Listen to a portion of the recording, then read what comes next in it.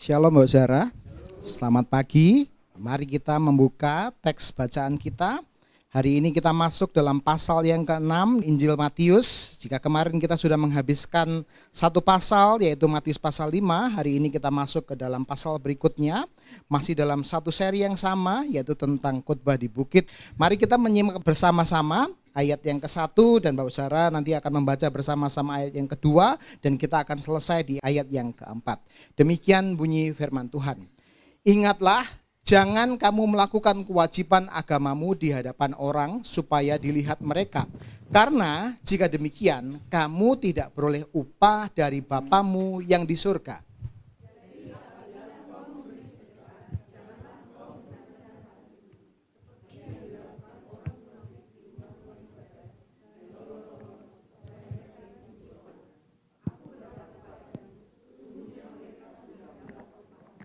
Tetapi jika engkau memberi sedekah, janganlah diketahui tangan kirimu apa yang diperbuat tangan kananmu. Hendaklah sedekah itu diberikan dengan tersembunyi, maka Bapamu yang melihat tersembunyi akan membalasnya kepadamu. Amin. Ya, ayat ini seolah-olah mungkin membuat kita berpikir ini hanya sekedar problem membeli sedekah.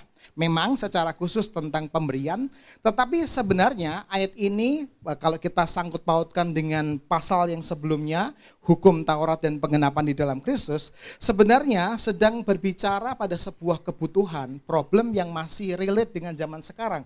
Bahkan mungkin apa yang kita alami. Pernahkah kita merasa ada satu situasi di mana ada dorongan, bisikan yang berkata dalam hati kita berkata demikian, tolong lihatlah aku. Tolong akui aku, tolong hargai aku. Apa yang aku lakukan, tolong akui, tolong lihat, dan tolong hargai. Mungkin kita pernah merasakan di mana kita bekerja, kita sepanjang hari berjerih lelah, kita mencurahkan tenaga kita, pikiran kita sepanjang hari. Tapi entah kenapa, sepanjang hari tersebut, seperti seolah-olah tidak ada harganya. Dan mungkin atasan kita bilang atau orang lain bilang kepada kita, kamu ini sepanjang hari ngapain aja sih? Kok nggak ngapa-ngapain? Seolah-olah apa yang dilakukan di dalam pekerjaan pencurahan tenaga, pikiran sepanjang hari, kok tidak dilihat? Kok tidak diakui? Atau mungkin beberapa dari kita yang orang tua, kita berusaha menjaga anak kita, memberikan pendidikan yang terbaik, kita bertanggung jawab. Tapi pada satu ketika anak kita bilang, kok papa dan mama itu enggak mengasihi aku? Seolah-olah apa yang kita lakukan selama hidup kita enggak ada harganya. Kita tidak diakui sebagai orang tua dan kita seperti tidak dihargai semua hal yang kita lakukan. Atau mungkin buat kita ibu-ibu, kita sudah sepanjang hari bekerja, kita udah masak, cuci baju, bersihin rumah, setrika, lipat baju, semuanya kita lakukan pekerjaan rumah dan suami kita pulang dan gak menghargai itu semua. Saya yakin itu sebuah perasaan yang pedih, rasa yang pahit dan tidak nyaman. Tapi bukankah itu sebuah situasi yang berbisik dalam hati kita? Kalau aku melakukan sesuatu, jangan dihilangkan dong. Kalau aku bekerja keras, jangan semua yang saya lakukan nggak dihargai. Tolong lihat aku, tolong akui aku, tolong hargai semua yang aku lakukan. Dan ini tuh natur kita semua. Semua manusia yang diciptakan punya satu lubang kosong di mana lubang tersebut berkata, jangan biarkan aku tidak dilihat. Jangan biarkan aku tidak diakui. Jangan biarkan aku tidak dihargai. Kita semua punya satu dorongan ini. Dan sebenarnya ini mendorong kita untuk melihat bahwa pemuasan dari dorongan ini hanya ada di dalam Kristus. Tetapi dosa itu merusak arahnya. Harusnya arah di mana kita mencari pengakuan dan harga diri adalah kepada Kristus. Tapi entah kenapa dosa membawa arah yang berbeda, melenceng. Dan ini membawa kita pada sebuah situasi di mana kita akhirnya haus pengakuan. Di mana kita akhirnya haus akan perhatian. Kok Aku gini nggak dihargai, aku gitu nggak diakui. Aku coba lagi lah. Berusaha sekuat mungkin, berjuang sekuat tenaga. Supaya apa? Supaya saya ini dilihat. Supaya saya ini diakui. Supaya saya ini dapat perhatian. Dan akhirnya problem ini membawa kita pada apa? Kita sangat bergantung pada performa kita. Gimana caranya saya bekerja dan akhirnya membuat saya bukan hanya mendatangkan keuntungan materi, tapi supaya saya diakui. Diakui sebagai kepala rumah tangga, sebagai suami, sebagai ayah. Atau mungkin kita yang ibu-ibu, kita berusaha sekuat mungkin supaya kita juga diperhatikan. Dosa membawa sebuah arah yang melenceng. Semua yang kita lakukan akhirnya menjadi sebuah pencarian, menjadi sebuah kehausan di mana aku minta pengakuan, aku minta perhatian. Dan problem ini Bapak Saudara, ini bukan problem di zaman sekarang saja. Problem yang ada, yang kita alami, juga problem yang sama yang ada di dalam teks kita masing-masing. Ini juga bicara tentang kehausan pengakuan dan perhatian. Dan kita akan melihat bagaimana kehidupan kita, perilaku kita, performa kita, ketaatan kita, bahkan teks yang kita baca tadi bicara tentang sedekah, pemberian kita, itu tidak didorong oleh ini semua. Oleh situasi yang membawa kita pengen diakui, oleh situasi di mana kita pengen diperhatikan, tapi membawa kita makin memuliakan Tuhan. Mari kita lihat di ayat yang pertama. Dikatakan di ayat pertama, ingatlah, jangan kamu melakukan kewajiban agamamu di hadapan orang supaya dilihat mereka. Karena jika demikian, kamu tidak beroleh upah dari Bapamu yang di surga. Nah, perhatikan baik-baik. Kata pertama dikatakan ingatlah. Inilah jembatan dari pasal ke-5 ke pasal yang ke-6. Jadi pasal 5 dan 6 bukan pasal yang terpisah, tapi pasal yang saling berhubungan. Jadi sebenarnya kalau di dalam penulisan Alkitab nggak ada penomoran pasal dan ayat itu, hanya tulisan seperti surat panjang gitu. Nah, untuk memudahkan pembacaan dan pengertian kita dalam membaca, dikelompokkan ada pasal, ada ayat, bahkan ada satu topik yang diberikan oleh LAI tentang hal memberi sedekah. Jadi sebenarnya khotbah di bukit di 2 minggu yang lalu, bahkan bulan yang lalu, dan pada topik yang sama di pasal yang ke-6 adalah satu topik yang kesinambungan. Kalau sebelumnya bicara tentang bagaimana kamu harus taat di dalam Tuhan, bicara tentang bagaimana kehidupanmu di dalam Tuhan, sekarang kalau kamu tahu bahwa penggenapan Kristus itu sudah terjadi, sekarang ini bagaimana dengan hal memberi sedekah. Dikatakan di sini, jangan kamu melakukan kewajiban agamamu di hadapan orang supaya dilihat mereka. Kalau kita memperhatikan, jangan kamu melakukan kewajiban agamamu. Nah, kalau kita membaca di pasal 6, kewajiban agama ini dilambangkan dengan 3 hal.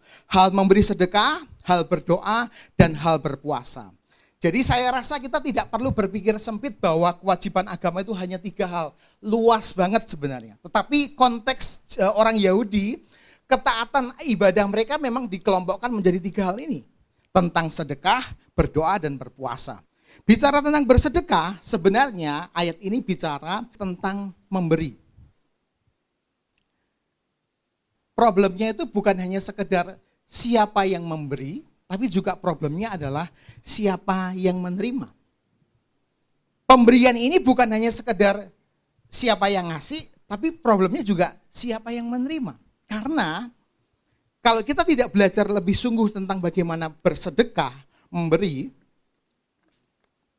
yang diberi sedekah ini akan punya satu ketergantungan.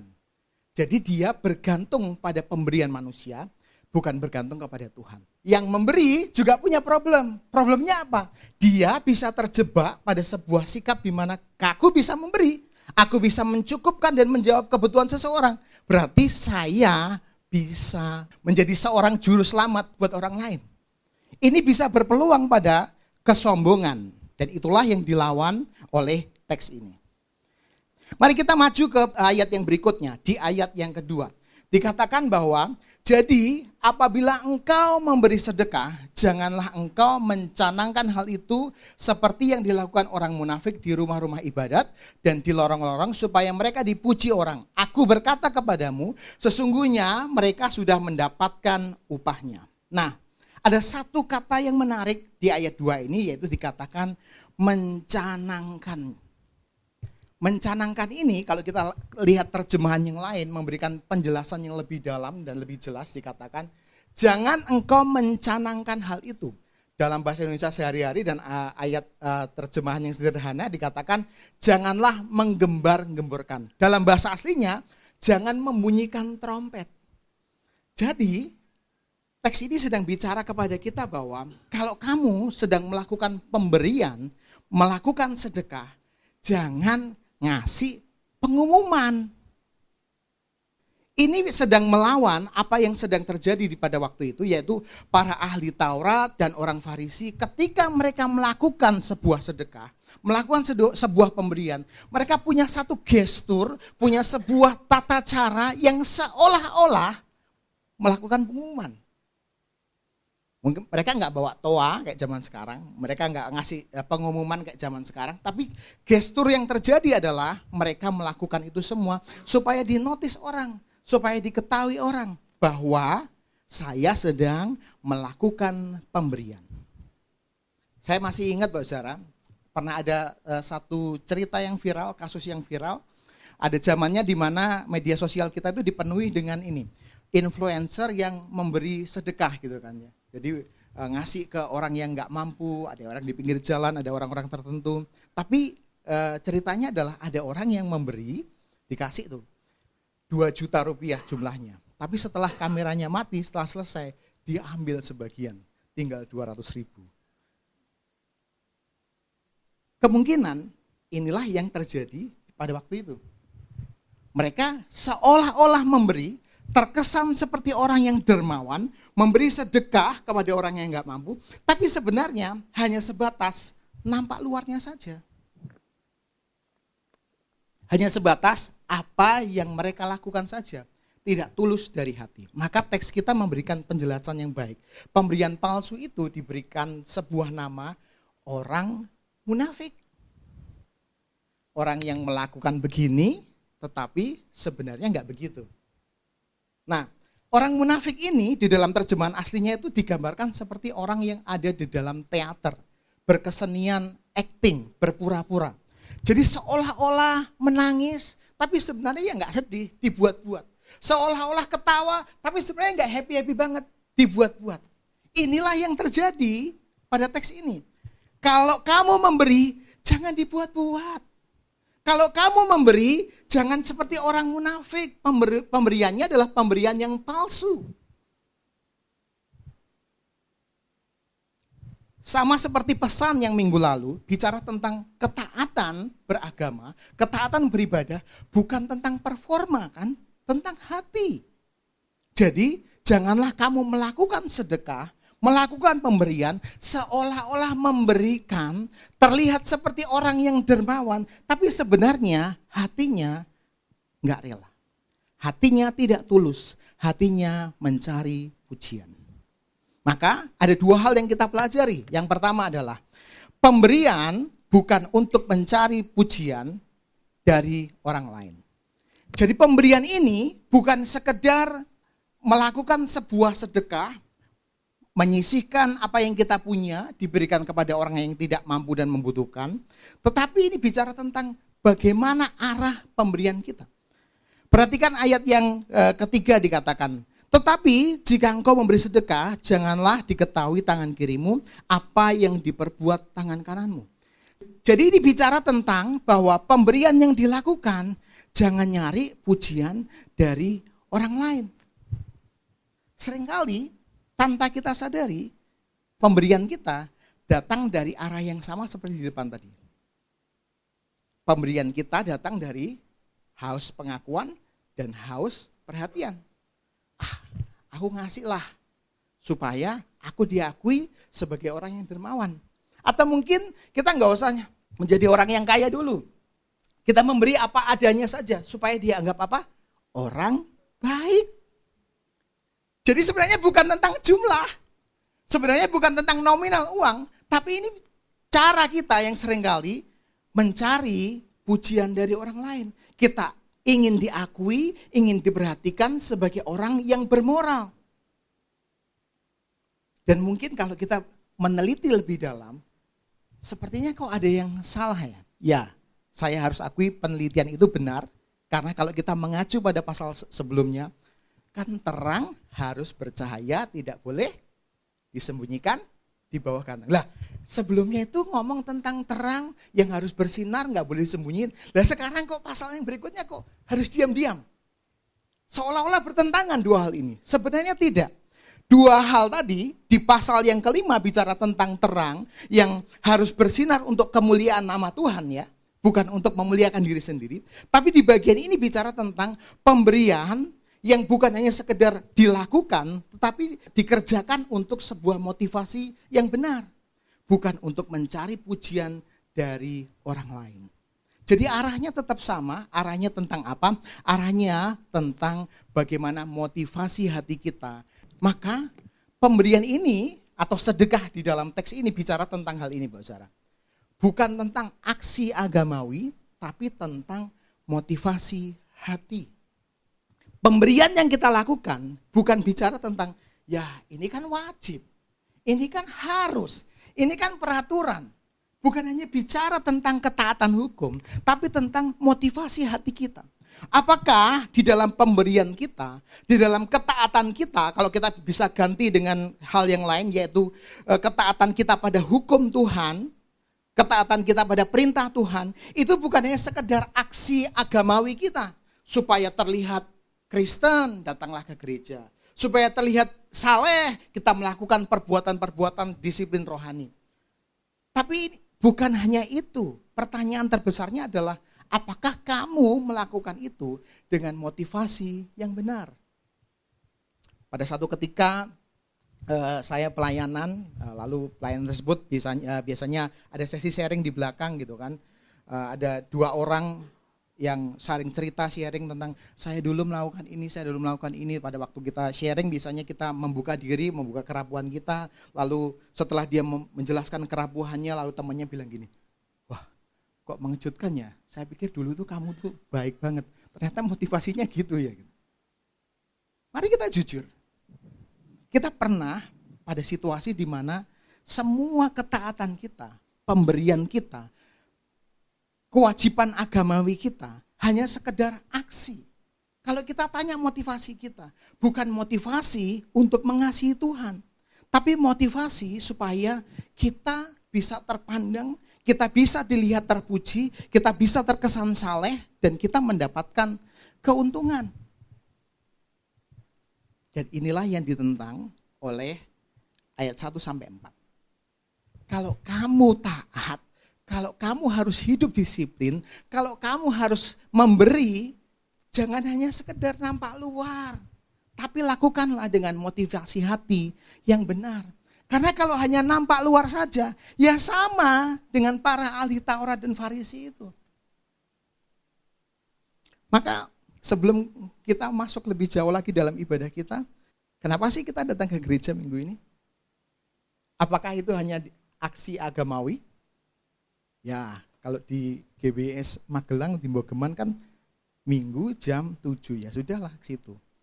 Hanya sekedar jadwal, rutinitas, aksi agamawi. Tapi apakah kita datang dengan sebuah motivasi hati di mana saya rindu datang sama Tuhan. Saya ingin ketemu sama Tuhan. Saya melakukan ini bukan untuk supaya saya dipuji, supaya saya terkenal, terlihat saleh, terlihat baik. Bukan. Tapi karena memang aku ingin. Apakah selama kita memuji Tuhan, saat kita sekarang mendengarkan firman Tuhan, itu semua kemana arah hati kita? Ya kalau sekarang kan diam kan ya, terlihat mendengar ya. Tapi saya tidak tahu hati kita kemana kan. Hati kita sedang mikirin di rumah atau di pekerjaan, kita tidak tahu. Maka pertanyaan ini penting untuk kita tanya buat diri kita masing-masing. Apakah kita benar-benar punya motivasi yang benar pada saat kita taat kepada Tuhan? Dan implikasinya apa? Membawa kepada apa? Kalau hanya aksi agamawi, maka kita akan mudah untuk membanding-bandingkan dan menyalahkan. Loh, aku aja bisa kok, kamu nggak bisa. Kamu kurang beriman, kurang doa. Sudah sedekah belum? Nah, ditanya semua ketaatannya diperbandingkan. Iya, kamu kurang bagian ini. Ayo pulang, puasa, doa lagi, sedekah lagi. Kecenderungan kita untuk menyalahkan dan menghakimi sama seperti para ahli Taurat dan ahli Farisi ini. Mereka hanya melakukan nampak luar. Tetapi kalau datang dari motivasi hati, maka pemberian itu datang bukan karena kita merasa mampu, bukan merasa bisa, bukan merasa menjadi juru selamat, bukan. Tapi karena saya sudah diselamatkan, sudah dikasih Tuhan, maka saya memberi ini karena Tuhan sudah memberi. Jadi saya nggak punya dasar untuk menghakimi orang lain. Saya nggak punya alasan untuk menyalahkan orang lain. Inilah yang membuat pemberian kita, ketaatan kita, kedisiplinan agamawi kita menjadi sebuah hal yang komplit dari luar ke dalam. Penuh, nggak ada yang berbeda. Dan hal ini harusnya membawa kita bukan berhenti pada begini. Kan yang penting hati kan. Oke. Hati aja lah, kan hati gak ada yang tahu. Bicara pemberi sedekah harus tersembunyi. Gak usah dikasih tahu gitu kan. Padahal kita gak pernah melakukannya. Ketaatan kan bicara tentang hati. Udahlah gak usah diumum-umumin. Yang penting kan hati. Maka ketika hanya sekedar motivasi hati saja, tidak nampak keluar, tidak mengalir keluar, maka yang ada hanyalah kepuasan diri dan selera. Dan ini membawa kita pada bagian yang kedua. Pemberian atau sedekah harusnya bukan untuk mencari kepuasan diri. Kita masih di ayat 3. Ayat 3 mengatakan sebuah hal yang menarik. Tetapi jika engkau memberi sedekah, janganlah diketahui tangan kirimu apa yang diperbuat tangan kananmu. Memberi tangan kanan, tapi nggak boleh tahu tangan kirinya. Gimana? Pertanyaan kita mungkin gimana caranya? Yang kedua, apakah tangan kita punya mata? Sebenarnya kalimat ini bicara tentang bahwa ini itu bukan tentang masalah tangan kanan atau tangan kiri. Ini bicara tentang bagaimana saat kita memberi, apakah kita mencari kepuasan diri sendiri. Jadi Tuhan Yesus tidak hanya memperingatkan kita agar kalau memberi, jangan sampai ada orang lain yang tahu, melainkan agar jangan tangan kiri kita mengetahui apa yang diperbuat oleh tangan kanan kita. Jadi respon orang lain yang sedang dipikirkan, itu tidak boleh menjadi pertimbangan. Jadi itu juga yang membawa kita pada sebuah pengertian bahwa bukan hanya tentang orang lain, tapi respon diri kita. Contohnya begini Mbak Sarah, kalau kita memberi, kita itu merasa gini enggak? Puas. Wah. Aku ternyata dermawan juga ya. Oh, aku bisa ya. Aku tuh gak dibilang kaya ya enggak, tapi bisa memberi, lihat wajahnya tersenyum. Wah, ternyata aku baik juga ya. Jadi inilah yang dikatakan di ayat ini bicara tentang apakah saat kita memberi, kita mencari kepuasan diri sendiri. Kita memberi supaya kita senang, kita puas, dan kita diuntungkan. Dan ini membawa kita pada satu kesimpulan bahwa pemberian bukan tentang selera pribadi, tapi ketaatan sunyi. Kenapa saya bilang selera pribadi? Kan tadi bicara tangan kanan, tangan kiri, satu tubuh yang sama. Jadi pemberian itu bukannya sekedar tentang aku ingin atau aku nggak ingin. Tapi sebenarnya pemberian itu tentang ketaatan sunyi. Kenapa sunyi? Karena kalau kita memberi, kalau orang itu terima kasih, punya peluang untuk dikasih lagi. Tapi kalau yang kita beri nggak terima kasih, udahlah, jangan lagi. Ini nggak tahu terima kasih. Kalau kita hanya sekedar aksi agamawi dan sekedar selera pribadi, maka kita akan memilih orang yang akan kita beri. Memilih ini artinya tentang selera. Aku nggak suka memberi sama orang itu. Dia nggak menghargai aku. Aku nggak suka memberi sama orang itu. Dia nggak memuaskan hatiku. Aku nggak suka bersedekah pada kelompok itu. Nggak cocok sama aku. Nah bagaimana kalau pemberian itu bukan tentang selera pribadi. Bagaimana kalau ketaatan itu bukan bicara tentang kepuasan diri? Bagaimana kalau semua kewajiban agama itu, semua ketaatan kita adalah tentang ketaatan yang sunyi? Mau itu dipuji, berterima kasih, mendatangkan satu situasi yang menyenangkan atau tidak menyenangkan, apakah kita tetap mau taat?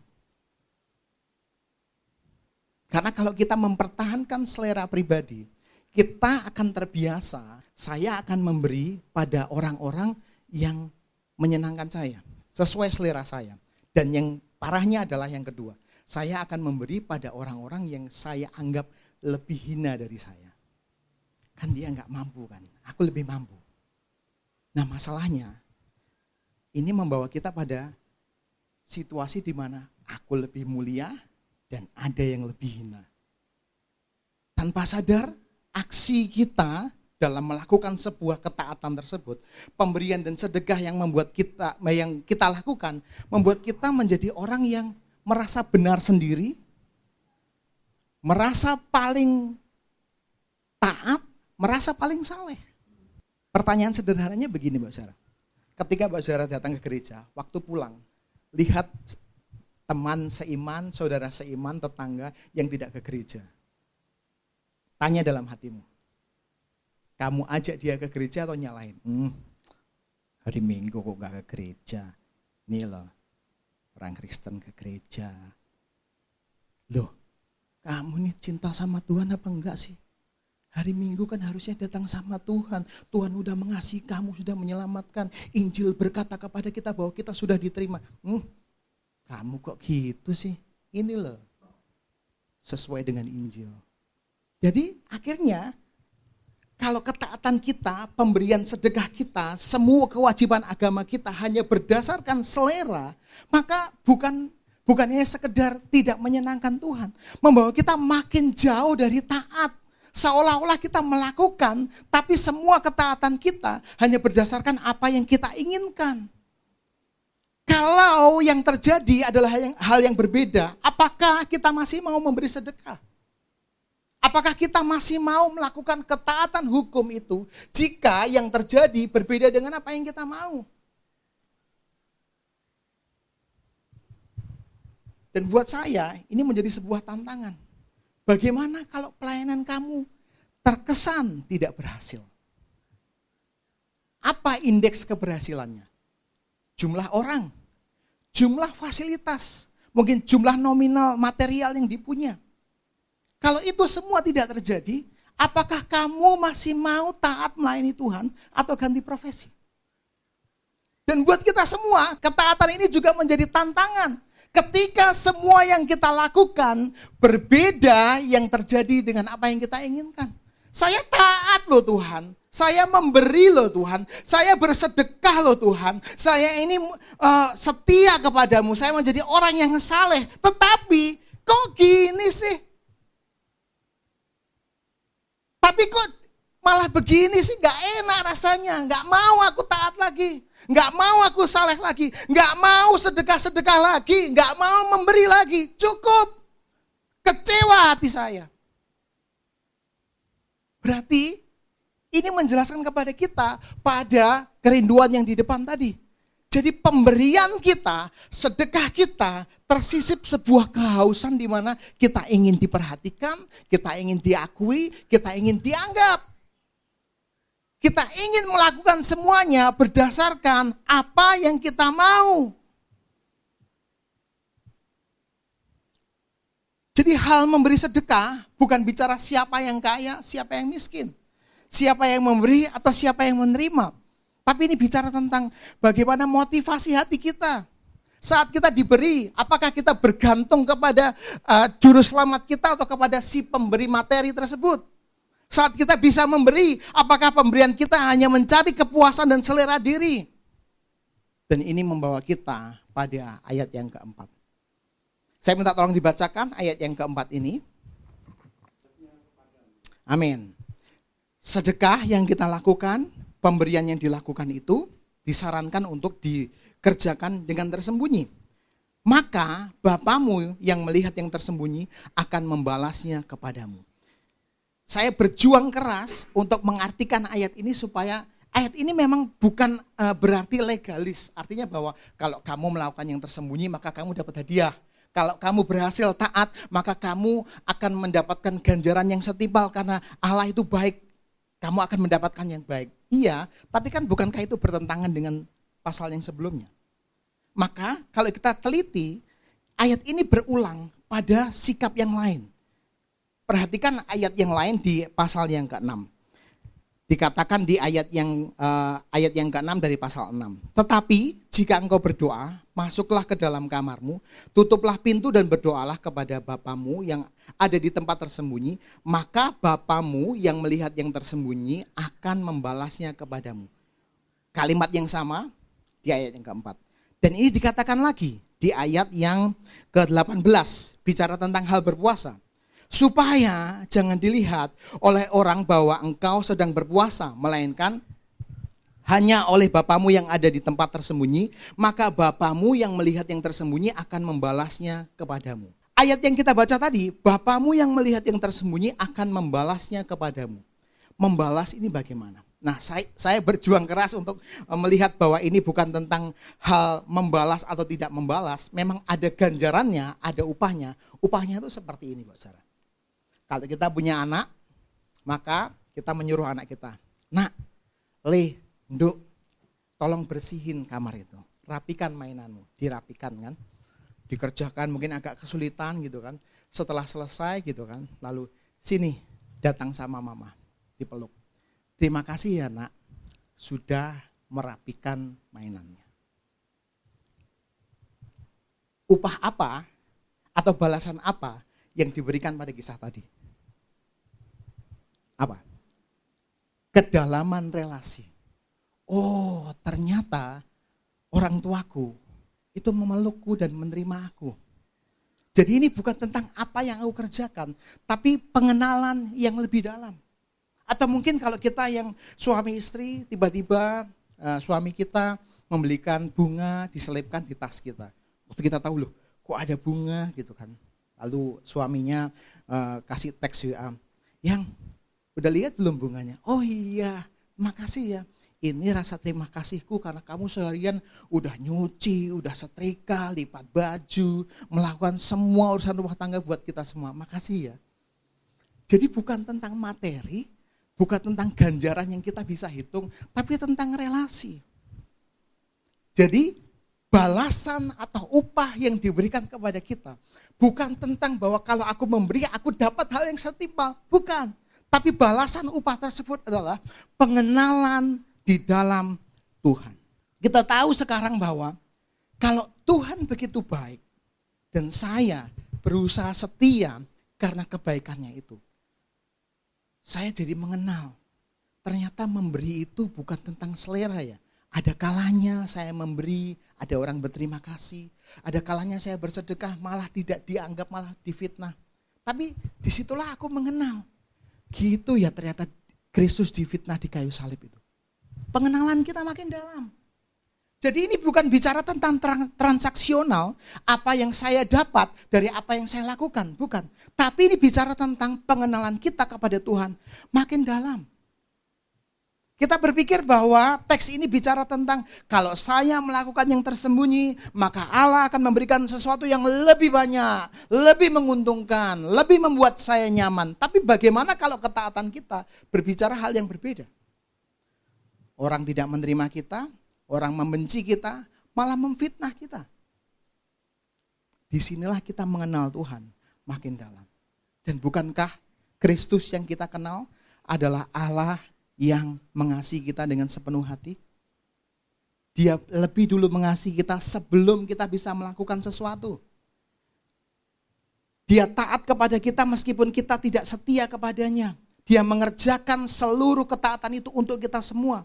Bahkan bicara tentang sedekah, pemberian. Pemberian apa yang Allah berikan kepada kita? Dia memberikan anaknya yang tunggal buat kita semua. Jadi bayangannya adalah kalau kita punya kebutuhan, kita tidak hanya dibayar lunas kebutuhan, tapi orang itu datang kepada kita, tinggal bersama dengan kita. Kita punya jaminan, kita punya penghiburan, kita punya penyertaan. pertanyaannya buat kita semua. Apakah kita mau taat ketika situasinya sunyi? Apakah kita mau taat ketika situasinya berkata hal yang lain? Apakah kita mau tetap bersedekah ketika orang yang kita beri berkata berbeda dengan apa yang kita inginkan? Apakah kita mau tetap wajib melakukan semua ketaatan kita di dalam hukum Tuhan? Karena kita sudah menerima kebaikan atau karena kita ingin mendapatkan? Dan pertanyaan terakhir buat kita. Apakah kecukupan Kristus mendorong kita untuk selalu memberi? Kalau kita memberi bukan karena kecukupan Kristus, maka yang kita lakukan hanya datang dari kehausan akan pengakuan.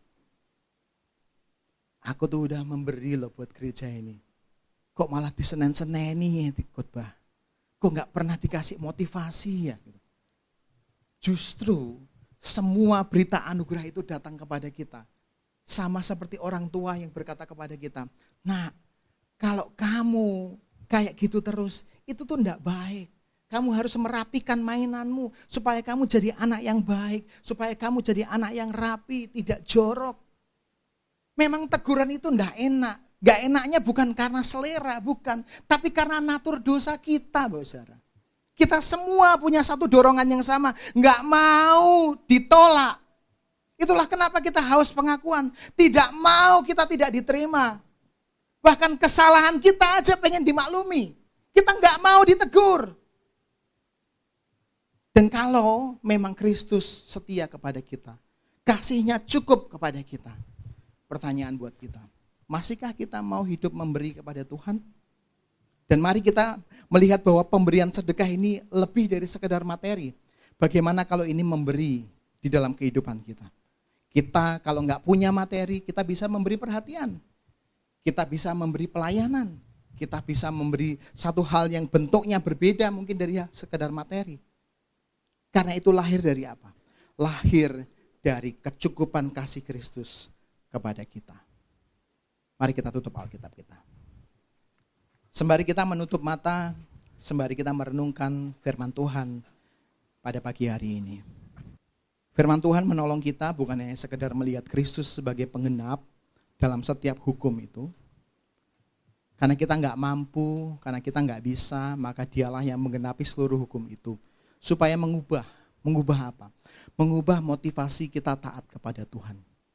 Bukan mengubah caranya, tapi mengubah motivasi dalam diri kita masing-masing. Mungkin kita dikenal sebagai orang yang saleh, orang yang baik, orang yang gak pernah neko-neko. Tapi bukankah kalau kita bertanya dalam hati kita jujur di hadapan Tuhan. Kita sama seperti ahli Farisi yang melakukan semua itu bukan untuk Tuhan, tapi untuk kepentingan diri sendiri. Kapan itu semua diuji? Ketika semua yang kita lakukan tidak dihargai. Ketika semua ketaatan kita seolah-olah terasa sunyi. Kok gak ada pujian yang datang? Kok gak ada penghargaan yang datang terhadap ketaatan saya? Dan jika kita marah, kita kecewa, kita balik menyalahkan orang lain. Justru itu membawa kita pada sebuah kesimpulan bahwa sebenarnya selama ini saya taat, tapi untuk cari pujian. Taat, tapi untuk cari kepuasan. Taat karena saya pengen aja, karena ini selera saya. Tapi hari ini firman Tuhan menolong kita. Bahwa pemberian kita, sedekah kita, ketaatan kita, kedisiplinan rohani kita, bukan untuk mencari kepuasan diri. Semuanya itu datang dari motivasi hati. Dan semuanya itu, kalaupun tidak terjadi sesuai dengan apa yang kita inginkan, semuanya terasa sunyi, kita mau tetap taat. Karena apa? Karena lewat situasi yang sulit itu kita bisa memahami penderitaan Kristus. Dan melatih otot iman kita, mengerti kesetiaan di dalam Tuhan. Menjadi murid yang bukan hanya sekedar anak-anak, tapi murid yang dewasa, murid yang bertumbuh di dalam Tuhan. Maka Mungkin kita perlu meminta kepada Tuhan. Bukan meminta kemampuan untuk memberi, tapi meminta pertumbuhan rohani. Saya rasa kita punya banyak cara untuk kita bisa melakukan pemberian. Tapi apakah pemberian dan sedekah kita membawa pada pertumbuhan rohani? Itu hal yang lain. Maka kita perlu memohon kepada Tuhan. Tuhan, aku rindu untuk bertumbuh secara rohani. Aku udah taat Tuhan. Terima kasih buat kemampuan yang Kau beri. Tapi tolong aku Tuhan. Lewat setiap ketaatan tersebut. Lewat setiap sedekah yang kulakukan. Yang mungkin belum banyak Tuhan. Tolong aku supaya bertumbuh. Supaya aku tidak mencari pujian. Aku tidak haus akan pengakuan. Dan aku tidak melakukan itu karena seleraku saja. Tapi aku melakukan itu karena aku taat kepada Engkau yang lebih dulu taat kepada Allah. Tuhan, tolonglah kami Tuhan. Supaya kami bisa mengenal kasih-Mu makin dalam. Kasih yang bukan hanya sekedar Tuhan itu baik.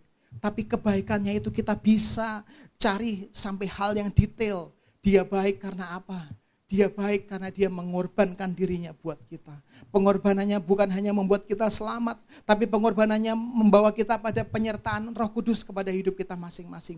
Jadi kita bukan hanya sekedar mendapatkan tiket surga, tapi kita mendapatkan penyertaan sampai akhir zaman. Itu artinya kita tidak sendirian. Itu artinya kita dimampukan untuk terus dimurnikan hati kita. Jadi hari ini Mbak Sarah, mari kita minta kepada Tuhan. Murnikan hati kami. Murnikan motivasi kami Tuhan. Kalau kami punya bahan, punya alat, punya satu dasar untuk kami memberi, kami bersyukur. Tapi kalau kami enggak punya, kami masih punya cara lain untuk memberi. Karena pemberian kami bukan aksi agamawi, tapi pemberian kami adalah motivasi hati yang digerakkan oleh kecukupan kasih Kristus. Tuhan Yesus, tolonglah jemaat-Mu di tempat ini. Baik kami yang mampu memberi, bukan merasa jadi juru selamat, bukan menjadi seseorang yang dianggap saleh dan terkenal baik, tapi membawa kami mengenal Engkau, bahwa Engkau yang baik memberikan dirimu kepada kami, mendorong kami untuk melakukan perbuatan baik. Dan untuk kami yang mungkin menerima perbuatan baik dan menerima sedekah, tolong kami supaya tidak bergantung kepada manusia. Tolong kami bergantung kepada Engkau Tuhan. Kami mudah sekali bergantung pada materi. Bahkan kami bergantung pada pribadi manusia. Yang kami bisa kenal, kami bisa minta tolong. Seolah-olah kami punya jawaban atas setiap pergumulan. Kemana saya harus datang, kita punya namanya, kita punya rumahnya. Tapi kita lupa satu hal, bergantung kepada Tuhan.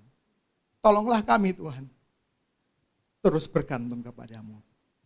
Dan tolonglah setiap jemaat-Mu di tempat ini untuk selalu memohon kepadamu Tuhan. Supaya kami makin mengenal Tuhan, serupa dengan Kristus dan bertumbuh kerohanian kami. Hamba-Mu berdoa Tuhan buat segenap jemaat-Mu di tempat ini. Kiranya kami bukan hanya sekedar taat beragama, tapi hati kami penuh dengan kasih. Kami bukan hanya sekedar melakukan setiap disiplin rohani, tapi hati kami digerakkan oleh kasih yang dari Tuhan. Supaya apa yang kami lakukan bukan datang dari kehausan untuk mencari pengakuan. Datang dari dorongan untuk mencari penerimaan. Tapi semuanya itu datang dari apa? Kelimpahan. Karena Engkau sudah mengakui kami ini anak-Mu. Engkau sudah menerima kami bahwa kami diselamatkan. Terima kasih Tuhan. Dan kiranya Tuhan Engkau menolong kami untuk senantiasa mengenal Tuhan di keluarga kami, di pekerjaan kami, dimanapun kami berada. Dalam nama Kristus Yesus, kami sudah berdoa mengucap syukur. Haleluya. Amin.